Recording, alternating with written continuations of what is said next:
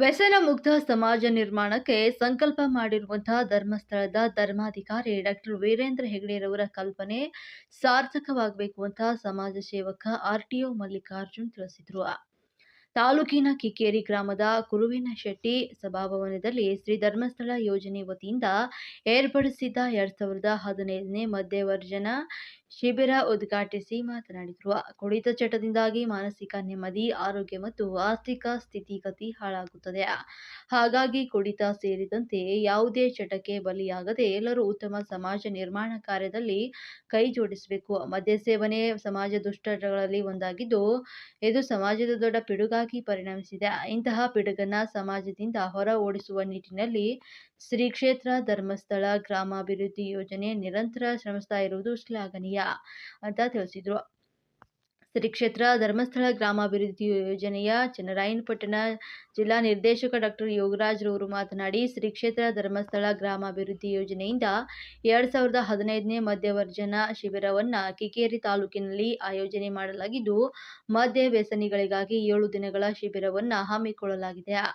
ಈಗಾಗಲೇ ಮದ್ಯ ವ್ಯಸನಕ್ಕೆ ಒಳಗಾಗಿರುವವರು ಶಿಬಿರದಲ್ಲಿ 7 ದಿನಗಳ ಕಾಲ ಇಲ್ಲೇ ಇರಬೇಕಾಗುತ್ತದೆ. ಶಿಬಿರದಲ್ಲಿ ಶಿಬಿರಾರ್ಥಿಗಳಿಗೆ ಊಟದ ವ್ಯವಸ್ಥೆ ಸೇರಿದಂತೆ ಆರೋಗ್ಯ ತಪಾಸಣೆ, ಗಣ್ಯರಿಂದ ಮಾರ್ಗದರ್ಶನ ಹಾಗೂ ಸಾಂಸ್ಕೃತಿಕ ಕಾರ್ಯಕ್ರಮಗಳನ್ನು ಏರ್ಪಡಿಸಲಾಗಿದ್ದು, ಶಿಬಿರದಲ್ಲಿ ಮದ್ಯಪಾನದಿಂದಾಗುವಂತಹ ದುಷ್ಪರಿಣಾಮಗಳು ಹಾಗೂ ಮದ್ಯಪಾನ ಬಿಡಲು ಯಾವ ರೀತಿಯ ಕ್ರಮ ತೆಗೆದುಕೊಳ್ಳಬೇಕು ಎಂಬುದರ ಬಗ್ಗೆ ವಿವರವಾಗಿ ತಿಳಿಸಿ ಮದ್ಯಪಾನ ಬಿಡುವಂತೆ ಮಾಡಲಾಗುವುದು. ಶಿಬಿರದಲ್ಲಿ ಭಾಗವಹಿಸಿರುವಂತಹ ಮದ್ಯವ್ಯಸನಿಗಳಿಗೆ ಸ್ವಯಂದಿಂದ ಇದ್ದರೂ ಕೂಡ ಶಿಬಿರ ಮುಗಿದ ನಂತರ ಮದ್ಯಪಾನ ಬಿಟ್ಟು ಸಂತೋಷವಾಗಿ ಕುಟುಂಬದೊಂದಿಗೆ ಬಾಳಬೇಕು ಎನ್ನುವ ಶ್ರೀ ಕ್ಷೇತ್ರ ಧರ್ಮಸ್ಥಳದ ಆಶಯವಾಗಿದೆ ಅಂತ ಹೇಳಿದರು. ಮತ್ತು ಈ ಶಿಬಿರದ ವ್ಯವಸ್ಥಾಪನಾ ಸಮಿತಿ ಅಧ್ಯಕ್ಷತೆ ವಹಿಸಿ ಮಾತನಾಡಿದ ಗ್ರಾಮ ಪಂಚಾಯಿತಿ ಸದಸ್ಯ ಗೋವಿಂದನಹಳ್ಳಿಯ ಕುಮಾರ್ ಅವರು, ಯುವಜನತೆ ಮದ್ಯವ್ಯಸನೆಯಿಂದ ಹಾಳಾಗ್ತಾ ಇರುವುದು ಕಳವಳದ ಸಂಗತಿಯಾಗಿದೆ. ದೇಶಾದ್ಯಂತ ಯುವಕರ ಸಂಖ್ಯೆ ಹೆಚ್ಚಾಗ್ತಾ ಇದ್ದು, ಯುವಶಕ್ತಿ ವಿದ್ಯಾವಂತರಾಗಿ ದೇಶವನ್ನ ಮುನ್ನಡೆಸುವ ಜವಾಬ್ದಾರಿ ಹೊರಬೇಕಾಗಿದೆ ಎಂಬುದೇ ಕಾಮಂದರ ದೂರದೃಷ್ಟಿ ಕನಸು ಅಂತ ಹೇಳಿದ್ರು. ಯಾವುದೇ ರೀತಿ ಹಂಚಿಕೆಯಿಂದನೇ ಮಾಡಿ ನಮ್ಮ ಸಹಕಾರ ಮತ್ತೆ ಕೃಷ್ಣೇಗೌಡರಾಗಲಿ ಅಥವಾ ಎಲ್ಲರ ಸಹಕಾರ ಇದ್ದೇ ಇರುತ್ತೆ. ಒಂದು ಒಳ್ಳೆಯ ಕೆಲಸ ಮಾಡಬೇಕು ಅಂತಂದ್ರೆ 10 ಆಲೋಚನೆಗಳು ಇದ್ದೇ ಇರ್ತವೆ. ಅದ್ರ ಬಗ್ಗೆ ನೀವು ಯಾವುದೇ ರೀತಿ ಎದುಗುಂತ ಬೇಡ.